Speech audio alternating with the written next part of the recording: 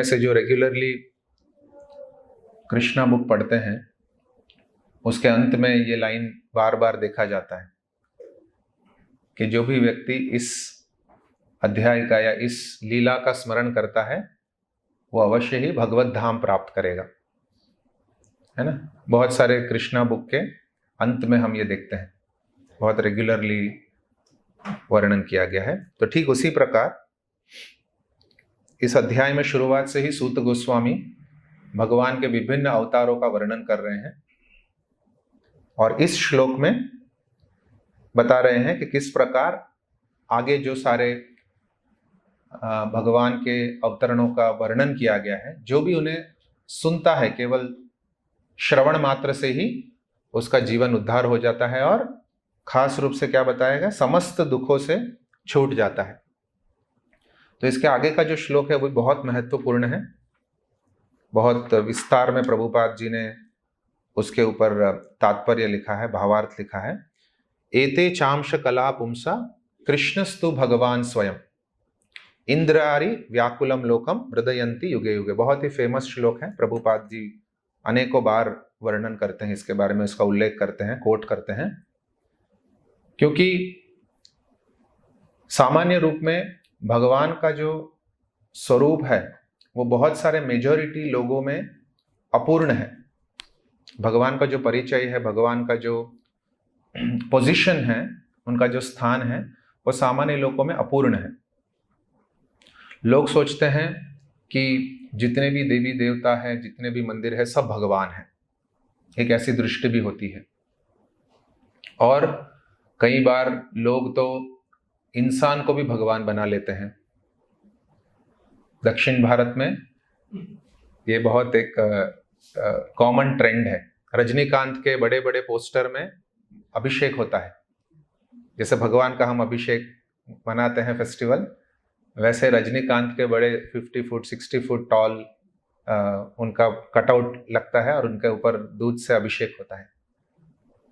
तो लोगों का भगवान के दर्जा देने के लिए एक कोई मापदंड नहीं है। अनफॉर्चुनेटली लोग सोचते हैं जो भी एकदम कोई महान कार्य कर रहे हैं वो भगवान है। हम जब क्रिकेट देखते थे तब सचिन भगवान थे, अभी कोई और है।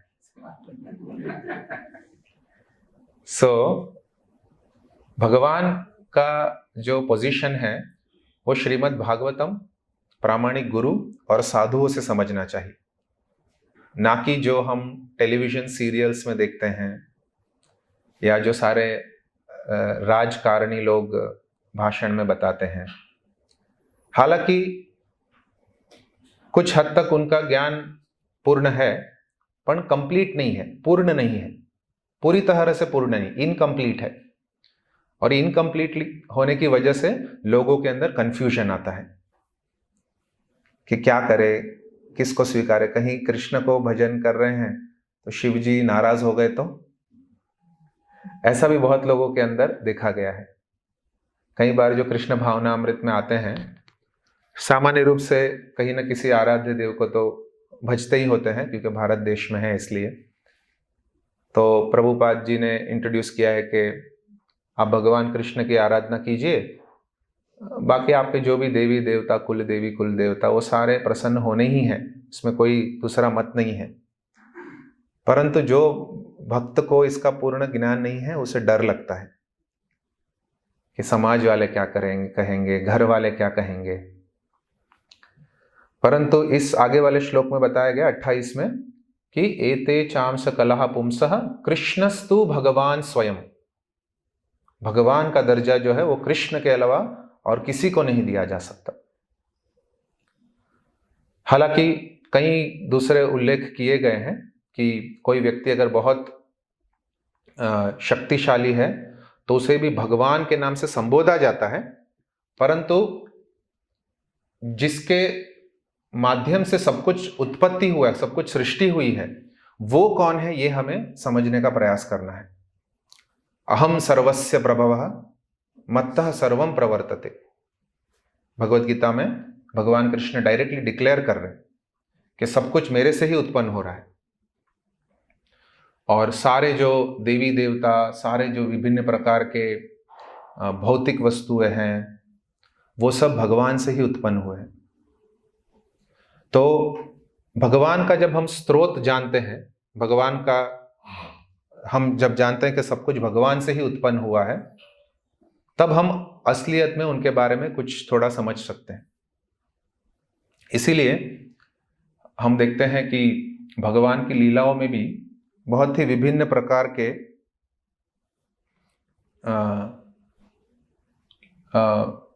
कार्य होते हैं भगवान के। जैसे भगवान का जन्म ही देखिए, है ना, जेल में, और जन्म लेते ही भगवान ने क्या किया, अपना चतुर्भुज नारायण का अवतरण दर्शन दिया है। ऐसा कभी समझ सकते हैं हम लोग? और उनकी सारी बाल लीलाएं वृंदावन में आप देखिए, भगवान आए दिन एक असुर का वध कर देते हैं, और जब अगर कोई बिजली कड़कती है तो जाके नंद बाबा के गोद में जाके बैठ जाते हैं। तो समझना मुश्किल है कि कैसे एक व्यक्ति एक असुर का वध एकदम आराम से भी कर देता है, और जब अपने माता पिता वात्सल्य भाव में हैं तो ठीक एकदम परफेक्टली एक बेटे का धर्म जो है उसको निभाते हैं। कुंती महारानी भी अपने प्रार्थना में कहती हैं, विडंबनम, जब भगवान की दामोदर लीला होती है तो भगवान से जो सब डरते हैं, भागवतम बताता है, श्रीला प्रभुपाद भी उसकी पुष्टि करते हैं, जब प्रभुपाद जी ऐसे मॉर्निंग वॉक पे जाते थे तो कई बार बीच पर जाते थे, समुद्र के किनारे, तो वॉक पे प्रभुपाद जी पूछते थे कि हम लोग अभी इधर खड़े हैं, जमीन है, 15-20 फुट दूर इतना बड़ा सागर है, ओशन है, तो ये सागर यहां क्यों नहीं आ रहा है? आप देखिए सागर का जो पावर है वो अगर चाहे तो पूरे सिटी को डुबा सकता है ना, कितना पावरफुल होता है, हम सब ने अनुभव किया ही होगा। इसीलिए हम जब भी वैसे तीर्थ पर भी जाते हैं, वैसे जल के पास जाते हैं, हम बहुत केयरफुल रहते हैं, आगे मत जाना, आगे मत जाना, है ना। तो प्रभुपाद बताते हैं कि ये समुद्र इस लाइन से आगे इसीलिए आगे नहीं आता क्योंकि भगवान से उसको भय है, समुद्र देव को भगवान से भय है। तो इतना पावरफुल समुद्र जो पूरे सिटी को भी डुबा सकता है, अगर वो सुनामी वगैरह हमने सुनाई है ना, वो भी भगवान से घबरा कर उसकी लहरें एक लेवल तक आती है, फिर वापस चली जाती। नोट किया है सबने? एक लेवल तक ही आएगी, उसके आगे नहीं आएगी। उसी प्रकार सूर्य के जो प्रकाश है, जो तेज किरण दे रहा है, ये भी भगवान के आदेश, भगवान के भय से ही दे रहा है। तो ऐसे प्रभावशाली, ऐसे शक्तिमान, ऐसे ताकतवर व्यक्ति एक यशोदा माई के डंडे से डर कर भाग रहे हैं और रो रहे है ना, अकल्पनीय है, समझना मुश्किल है। तो इसी बात के बारे में प्रभुपाद जी आज के तात्पर्य में बता रहे हैं, और भगवत गीता में भी इसके बारे में वर्णन किया गया, जन्म कर्म च में दिव्यम, भगवान का जन्म और उनके कर्म जो है दिव्य है। और इसीलिए लोग जो है भगवान को प्रॉपरली समझ नहीं सकते, देख नहीं सकते, क्योंकि आजकल सब लोगों का प्रमाण क्या है, जो देखा है वही सत्य है। अगर मुझे दिखता है तो वो सत्य है, अन्यथा वो सत्य नहीं है। तो भागवत में लिखा गया है कि भगवान है, उनकी सब लीलाएं हैं। तो कई बार लोग प्रश्न उठाते, किसने देखा है, कहाँ ऐसा? और हमको भी कई बार नए लोग प्रश्न पूछते हैं, स्वामी जी आपने भगवान देखा है? भगवान को देखा है आपने? तो प्रभुपाद जी बताते हैं, भगवान हर क्षण आप देख सकते हैं, प्रॉब्लम है कि हम देखना नहीं चाहते। हम लोग अपने मन की जो इंद्र भोग की चीजें हैं उनको देखना चाहते हैं, भगवान को नहीं देखना चाहते। अन्यथा हर एक कण कण में, हर एक कार्य में हम भगवान का देख सकते हैं। कल मुझे कोई पूछ रहा था नया भक्त है, अभी तक 2-3 माला जप 4 माला जप करते हैं, तो मुझसे पूछ रहे थे कि प्रभु जी वो जप करते टाइम मन भटकता है ना। हम सब ने अनुभव किया ही है कि जप करते टाइम मन भटक जाता है, तो क्या करें। तो मैंने उसको प्रश्न पूछा, कोई बहुत अच्छा दावत सामने रखा है तो कभी मन भटकता है? कभी नहीं भटकेगा। हाँ, अगर कोई बर्गर दिया है और अगर सॉस नहीं मिला है तो हम झगड़ा करके भी सॉस के बिना पैसा दिया है पूरा भाई, ऐसा करके हम उसको वसूल करेंगे।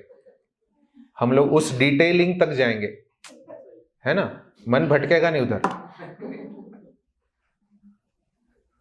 तो क्यों? क्योंकि हमने उस चीज वस्तु में एक रुचि देखी है, एक रुचि है उस चीज वस्तु में, हमने उसमें एक रुचि बनाई है।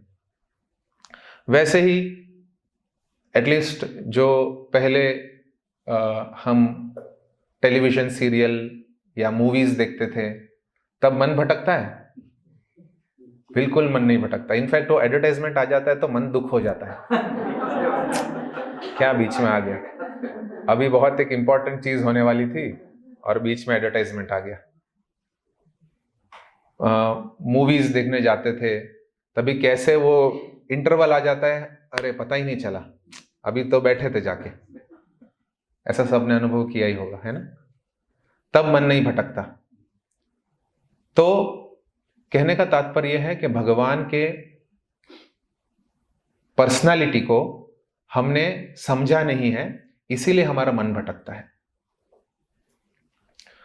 परंतु रियलिटी ये है कि हम लोग बद्धित जीव हैं और इसीलिए हमको सब कुछ देखकर ही स्वीकृति करने का एक हम में बचपन से ही कंडीशनिंग हो गया है।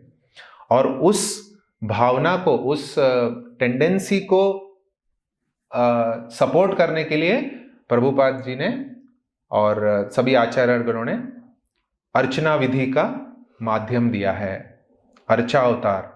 जैसे आगे इतने सारे अवतारों का वर्णन किया गया है ना, वैसे ही राधा माधव भी भगवान के अवतरण है, भगवान के स्वरूप अवतरण हुए हैं। आचार्य प्रभुपाद जी की प्रार्थना, उनके अनुरोध से राधा माधव भी अवतरण हुए हैं।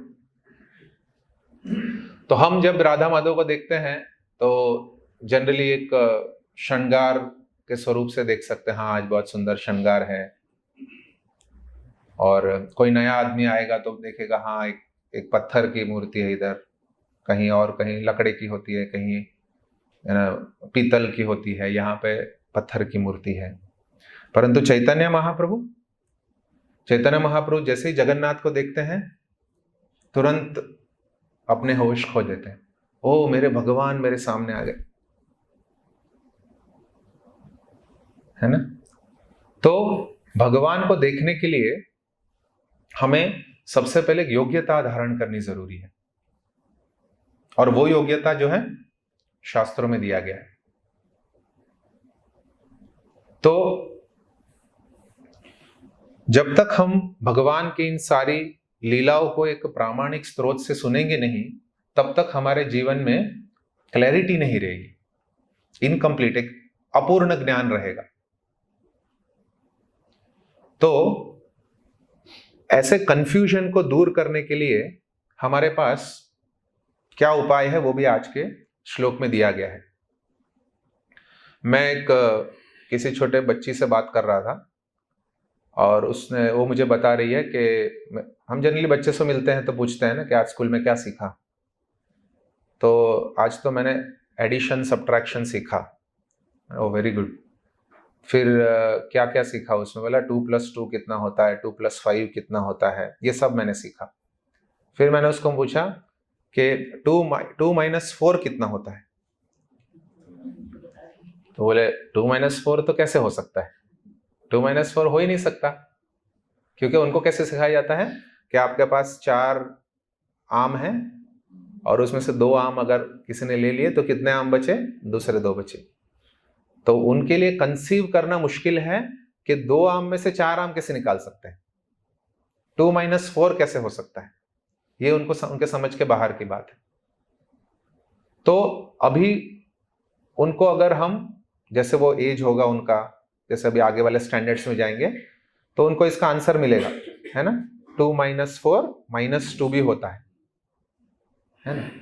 तो ठीक उसी तरह जब तक हम भगवान के बारे में, भक्ति के बारे में ऐसे ऊपरी ऊपरी ज्ञान रखेंगे, ऊपरी ऊपरी ज्ञान मतलब जो सबसे ज्यादा जो वायरल चीज है उस वही सत्य मान लेना, जो सबसे ज्यादा टेलीविजन में चलता है वो वही सत्य है, क्योंकि इतने सारे लोग देख रहे हैं मतलब सत्य ही होगा, है ना। इतने सारे व्यूज है यूट्यूब पर, दैट मीन्स ये तो बहुत मतलब पावरफुल स्रोत है, मतलब एकदम सोर्स जो है पावरफुल है, इतने सारे लोग देख रहे हैं। तो हमारा मापदंड ऐसा होता है अनफॉर्चुनेटली। तो प्रभुपाद जी बता रहे हैं कि हमें भगवान के लीलाओं को और गहराई से समझने का प्रयास करना है, और सीरियसली और केयरफुली समझने का प्रयास करना है, तब जाकर हम जो है समस्त दुखों से छूट सकते हैं। तो गहराई से समझना मतलब इन्वॉल्व होना। भगवान ने ऐसा अगर अपने भक्तों से किया है तो क्या कारण है, भगवान के पर्सनालिटी को समझना।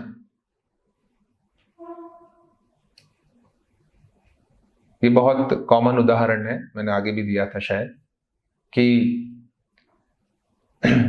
एटलीस्ट अभी भी होता होगा, बट पहले के जमाने में अरेंज्ड मैरिज होते थे ना। अरेंज्ड मैरिज मतलब पहली बार ही वो देखते हैं एक दूसरे को, लड़का और लड़की, और माँ बाप तय करते हैं कि हाँ they are a good family and good match, है ना। फिर जैसे जैसे शादी होती है, जैसे जैसे एक साथ दिन बिताते हैं, उसके बाद एक दूसरे के क्वालिटीज पता चलती है ना। फिर उनके लिए कुछ स्पेशली ट्रीटमेंट देते हैं कि हाँ उनको ये पसंद है, उनको ये नहीं पसंद है। तो उस पर्सनालिटी के बारे में जितना हम जानते हैं ज्यादा से ज्यादा, उतना उनके प्रति क्या होता है, प्रेम बढ़ता है। तो आप देखिए बहुत सरल है ये समझना कि हम सबके पास आज एक देह है, शरीर है, एक बुद्धि है जिसके माध्यम से हम मंदिर चलकर आए हैं, कुछ सुन पा रहे हैं, कुछ बोल पा रहे हैं, कुछ खा पा रहे हैं, कुछ देख पा रहे हैं। तो ये सब किन की कृपा से हमारे पास आज उपलब्ध है, और वो व्यक्ति कौन है जो हमें कभी मिले ही नहीं फिर भी हम पर इतनी कृपा दे रहे हैं। तो वो पर्सनालिटी कौन है, उनके बारे में हमको जानने का प्रयास करना है। तो एक और उदाहरण मधु पंडित प्रभु देते हैं उनके ये जप के कॉन्टेक्स्ट में, कि क्यों जप में रुचि नहीं होती। ये हम सब अनुभव कर सकते हैं। अगर कोई मंदिर में कोई सेवा करनी है ना, तो उसमें हमें उत्साह रहती है। कई बार कुछ लोगों में उत्साह रहता है कि हाँ ये लड्डू बनाना है, माला बनानी है भगवान की। देखिए कितनी सुंदर माला बनाई, किसी भी ने भी बनाया हो, है ना। कितना सिमेट्री, एक जैसे फूल सिलेक्ट करना, उसमें सोई पिरोना। वैसे कोई भी कार्य है, बुक डिस्ट्रीब्यूशन, सब कार्य में हम एक, वो सेवा ही है, जब जैसी सेवा है वो भी एक सेवा ही है, परंतु उसमें एक रुचि है। क्यों? क्योंकि उन सभी सेवाओं में एक फल दिखता है हमको, एक फल है, एक रिजल्ट आता है सामने कि हाँ ये किया तो हो रहा है। और कई बार प्रशंसा भी मिलती है, जैसे सबके सामने बुलाकर अवार्ड दिया गया था अभी बुक डिस्ट्रीब्यूशन के सभी अच्छे, तो वो एक फल, एक रिजल्ट दिखाई देता है हमको। तो हम वैसे भक्ति के वैसे प्रैक्टिकल कार्य करने में हमेशा उत्साही रहते हैं। पर अगर श्रीमद् भागवतम पढ़ना है या जप करना है या ऐसे क्लास सुनना है, इसमें कोई फल दिखाई नहीं देता, है ना। कुछ कुछ मिल रहा है ऐसे दिखाई नहीं देता प्रोडक्टिव, इसीलिए रुचि नहीं रहती अनफॉर्चुनेटली। परंतु ये भी कार्य उतना ही महत्वपूर्ण है जितनी हमारी सेवा। और इसीलिए हमें अपने हर कार्य में, हर सेवा में एक भगवान की कृपा को प्राप्त करने के लिए उत्सुकता दिखानी है। और कंफ्यूजन से बाहर आने के लिए, वो कंफ्यूजन से बाहर आने के लिए जो मैंने बताया कि भगवान की सारी लीला को समझे कैसे, कई बार समझ में नहीं आता। चौथे स्कंद में शिव जी को ऐसा वर्णन किया गया है, शिव जी को ऐसे वर्णन किया गया जैसे वो साक्षात भगवान ही है। तो उसमें कोई कंफ्यूजन नहीं होना चाहिए, क्योंकि शिव जी भी पावरफुल पर्सनालिटी है, कोई सामान्य व्यक्ति नहीं है। इनफैक्ट जैसे मैंने बताया, कॉमन लोगों में ऐसा एक कंफ्यूजन रहता है कि विष्णु कृष्ण से आए या कृष्ण विष्णु से आए, ये बहुत लोगों को कंफ्यूजन रहता है। तो प्रभुपाद कहते हैं कि हमारे में कंफ्यूजन रखने की जरूरत नहीं, क्योंकि दोनों एक ही पर्सनैलिटी है। परंतु अगर सबका स्रोत अगर कोई एक है, एक पर्सनैलिटी कोई है, तो वो है कृष्ण। एते चांस कलह पुंसा कृष्णस्तु भगवान स्वयं। एक और उदाहरण ब्रह्म संहिता में दिया गया है, दीपार्चिरेव हि दशांतरम अभ्युपेत्या। अगर एक दिए से हम असंख्य दूसरे दिए को जलाते हैं, तो सभी दिए एक प्रकार का ही जो रोशनी हमको देती है ना, उतना ही रोशनी देगी जो फर्स्ट दिया देगी। परंतु फर्स्ट दिया फर्स्ट है, और बाद में सेकंड थर्ड फोर्थ दिए सेकंड थर्ड फोर्थ है ना। तो वो है कृष्ण, सभी के स्रोत। बाकी सारे दिए भी उतनी ही रोशनी दे रहे हैं, उतनी ही ताकतवर है जितना पहला दिया है, परंतु सोर्स इज ऑलवेज सोर्स। सो वैसे भगवान के बारे में अगर हमको जानना है, उनको देखना है, उनको समझना है, तो हमारे पास अनेक मार्ग है। एक और जगह भगवत गीता में बताया गया है, रसोहम अपसु कौन्तेय।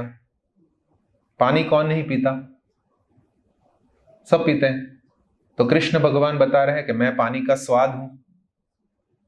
तो हम भगवान को देख सकते हैं। तो रियलिटी ये है कि भगवान को लोग देखना चाहते ही नहीं है, ये प्रॉब्लम है। प्रॉब्लम ये नहीं है कि भगवान दिखते नहीं हैं या भगवान से हम संपर्क नहीं कर सकते, हम भगवान को देखना नहीं चाहते, ये सबसे बड़ा प्रॉब्लम है। अन्यथा तो अपॉर्चुनिटी है। ये हवा जो चल रही है, सब कुछ भगवान का ही है। पृथ्वी गंधम, पृथ्वी में जो गंध है, ये भी भगवान का ही स्वरूप है। तो भगवान को देखना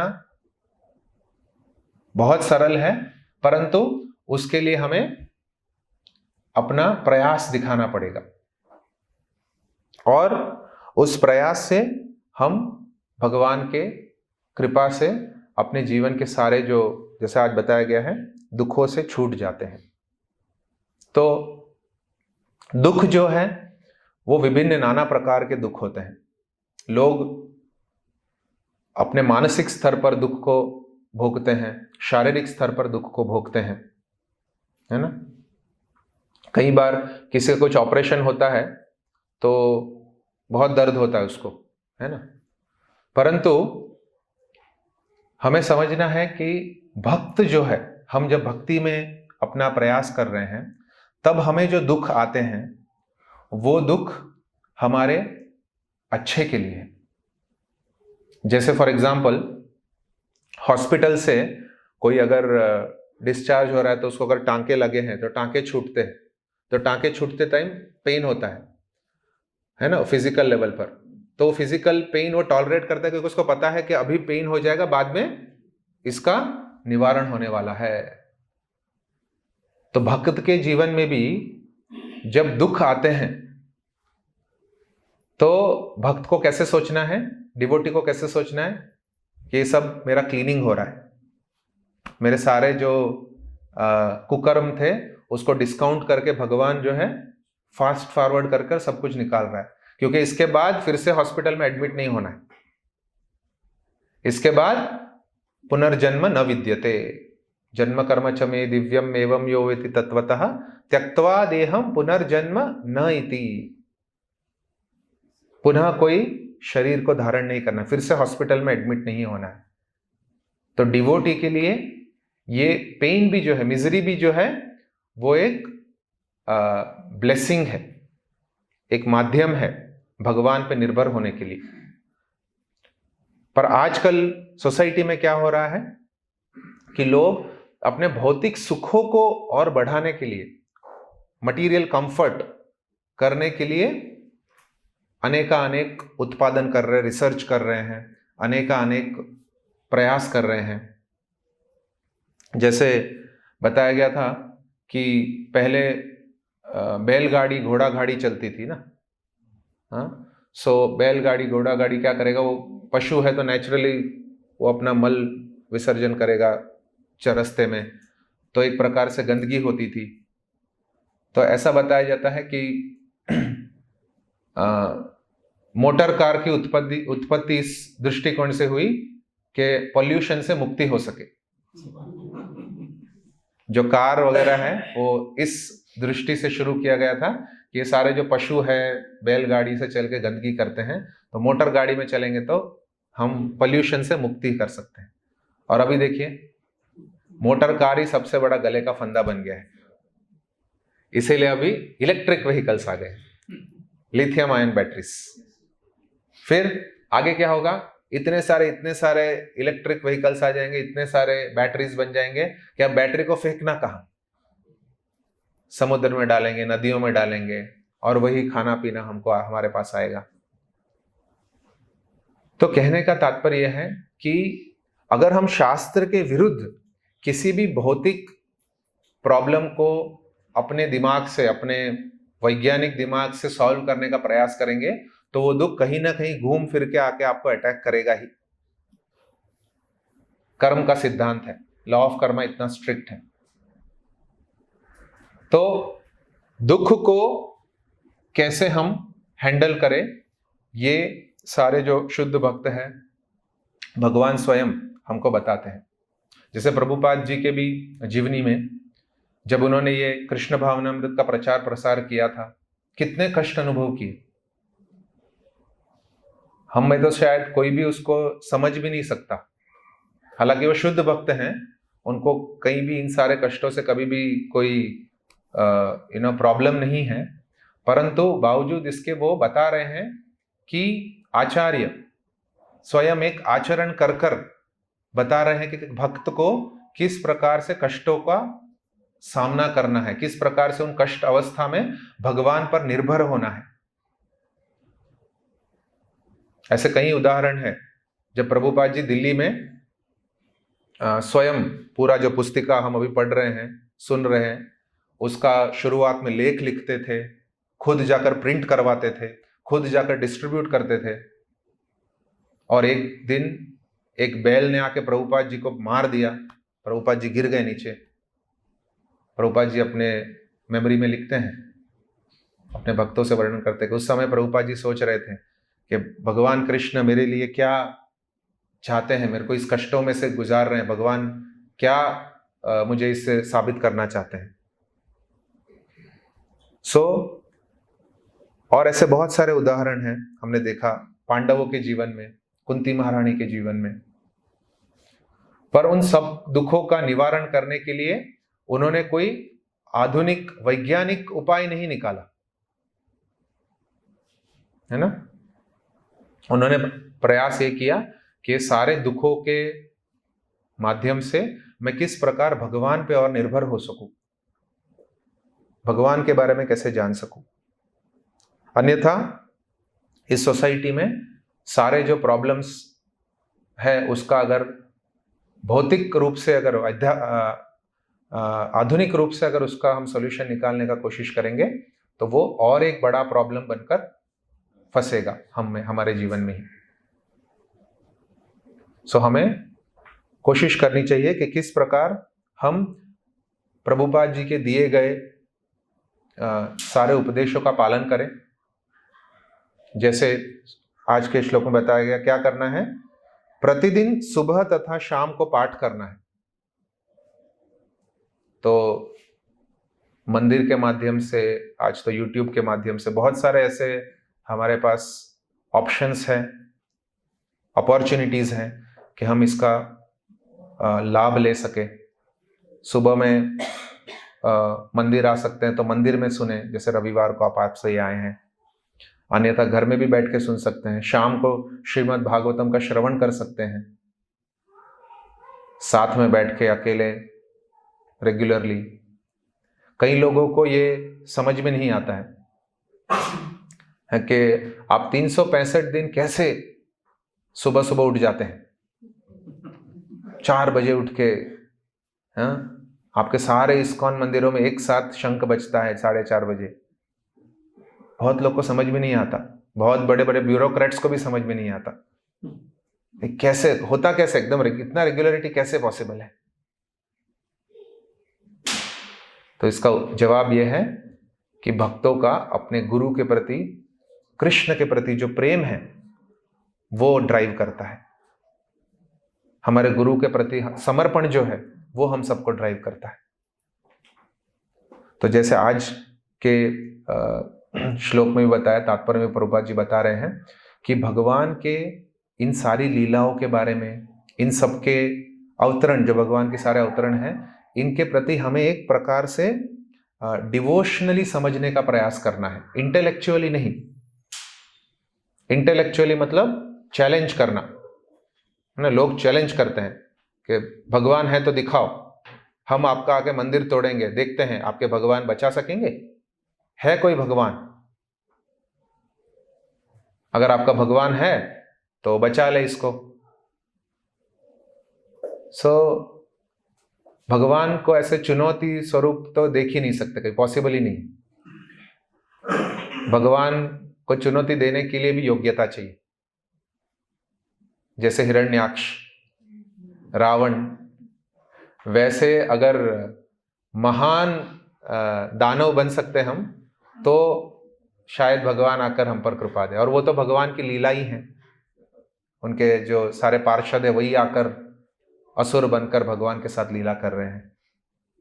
तो भगवान के साथ कोई, इनफैक्ट कोई खड़ा ही नहीं हो सकता, ये रियलिटी है। परंतु अगर भगवान को समझना है तो वो अपने दोनों हाथ खोलकर हमें स्वीकारने के लिए तैयार है। प्रॉब्लम सिर्फ हमारी तरफ से है कि हम समर्पण नहीं करना, थोड़ा पकड़ के रखते हैं। हाँ, ये इसके बाद करेंगे, थोड़ा आज के रहने देते हैं, फिर कल करेंगे। सारे लीलाओं का, भगवान की लीलाओं का स्मरण हम अगर श्रद्धा पूर्वक करते हैं, आज के जिसमें श्री भगवान के विभिन्न अवतारों का वर्णन है, भक्ति तथा श्रद्धा पूर्वक केवल पाठ करता है ऐसा व्यक्ति, उसे श्री भगवान के जन्मों तथा कर्मों का अंतर्दर्शन प्राप्त हो जाता है। इसको बोलते हैं सेल्फ रियलाइजेशन, दिव्य ज्ञान हृदय प्रकाशितो। तो हम लोग अपने हर कार्य में, चाहे वो जप हो, भगवान की सेवा हो, भगवान का श्रवण हो, भगवान के लीलाओं का अध्ययन हो, अगर हम श्रद्धा पूर्वक करते हैं तब जाकर हम उसके भगवान के लीलाओं का अंतर्दर्शन कर सकते हैं। बहुत पर्सनल चीज है, लॉजिकली कई बार नहीं समझ सकते हम, लॉजिकली, है ना, लॉजिकली समझने की कोशिश करते हैं कि कैसे हो सकता है। हम चौथे स्कंद में बताया गया कि एक राजा की 60,000 रानियां हैं, भगवान कृष्ण की ही 16,108 रानियां, और उनके लिए एक एक महल। और भागवतम में पढ़िए 10वें स्कंद में, एक एक महल ऐसा बिल्डिंग नहीं था। महल मतलब हमारा कंसेप्शन महल का क्या होगा, मैक्सिमम अंबानी का एंटीलिया, बस, उससे ज्यादा तो हमारे महल की हम कल्पना ही नहीं कर सकते ना, क्योंकि सबसे रिचेस्ट पर्सन इन इंडिया है ना, उसमें जो भी हमने देखा है टेलीविजन में, हाँ, उनका एक कमरा ऐसा है, एक फ्लोर पार्किंग का होगा, एक जिम है, कि ये है, स्विमिंग पूल है। हमारे लिए महल की कल्पना सिर्फ उधर तक सीमित हो जाती है, पर भगवान के महल सोने के फ्लोर्स हैं, कंसीव करना मुश्किल है। सो भगवान के इन सारे दिव्य लीलाओं को अगर हमको समझना है तो केवल और केवल प्रेम और श्रद्धा से ही समझ सकते हैं। देखिए भगवान ने भी कितना इंटेलिजेंटली अपने भक्त के लिए भक्ति का मार्ग दिया है। कर्मी लोग कैसे होते हैं? कर्मी लोग सोचते हैं, बहुत सारे लोग हैं, सामान्य मेजोरिटी लोग कर्मी लोग ही होते हैं। कर्मी लोग मतलब क्या? ये सब जो भगवान की सारी जो योजनाएं हैं, सारे रूल्स से चलती है ना, गुरुत्वाकर्षण, सारे रूल्स, साइंटिफिक साइंस जो सब चल रहा है, भगवान को जान के क्या मिलेगा? उनके द्वारा उत्पन्न ये सारे जो नियम हैं इनको हम समझे, इस दुनिया में क्या कैसे चलता है, चांद पर जाए, ये सब कर्मी लोग कहते हैं। और ज्ञानी लोग भी वैसे ही, कर्मी ज्ञानी सब भगवान को नहीं जानना चाहते, उनके उत्पादनों का उपयोग करना चाहते, उसके बारे में ज्यादा रुचि रखते हैं कि ये कैसे बना, इसके अंदर क्या मॉलिक्यूल है, इस किस चीज से बना है, ये धरती कैसे घूम रही है, सोलर सिस्टम इत्यादि, उन सब में रुचि है। परंतु जो भक्त है वो इन सारे ज्ञानों के लिए बिल्कुल रुचिकारक नहीं है। अगर वो चाहे तो जान सकता है भगवान की कृपा से, बट वो इन सारे ज्ञानों से बिल्कुल रुचिकारक नहीं है। वो एक चीज जानता है कि भगवान के इतने विशाल वैभव में ये तो उनका एक छोटा सा खाली एक कण मात्र है। यद्यद् विभूति मत सत्वम श्रीमद ऊर्जितम एववा तत्तत् एवावगच्छत्वम मम अंशे तेजो संभवा। वो भगवान के वैभव का एक छोटा सा अंश है ना। तो भगवान की भक्ति करने के लिए श्रद्धा, प्रेम और एक केयरफुल अटेंशन, केयरफुली हमें समझने का प्रयास करना है कि प्रभुपाद जी इस श्लोक के माध्यम से हमें क्या बताने का प्रयास कर रहे हैं। बार बार पढ़ना है। ऐसा नहीं कि एक बार भागवतम पढ़ लिया, मेरा तो हो गया प्रभु जी, भागवतम पति क्यों बीजू कहीं हो तो लाओ, ऐसा नहीं। Bhagavatam is a regular routine study. Brahma ji खुद ने पूरा वेद 3 बार पढ़ा, भागवतम में इस लीला का वर्णन है। 3 टाइम पढ़ने के बाद ब्रह्मा जी को कुछ भगवान की लीला के बारे में पता चला। स्वयं ब्रह्मा जी जो इस पूरे सृष्टि के अधिपति हैं, इन्होंने सृष्टि सेकेंडरी क्रिएटर। सो अन्यथा मात्र उनका पाठ करने से ही किसी को मुक्ति प्राप्त नहीं हो सकती। देखिए सिर्फ पाठ करने से ही हम लोग मुक्ति प्राप्त कर सकते हैं, ऐसा इसमें बताया गया। जिसे मैंने बताया हर दशम स्कंद के अंत में इस लीला का जो भी स्मरण करता है उसको कृष्ण प्रेम मिलता है। तो ये कोई इंटेलेक्चुअल एक्सरसाइज नहीं है कि हम लोग इन सब चीज को समझकर पूरा डिटेल्ड में उसको साइंटिफिकली एनालाइज करने की कोशिश करें, ऐसा नहीं है। डिटेल में उस हद तक जाए कि कैसे मेरे भगवान की इतनी बड़ी कृपा है और वैसे भगवान मेरे जिह्वा पर मेरे जप के समय आकर मेरे को उनका दर्शन दे रहे हैं। तो ये हमें समझने का प्रयास करना है।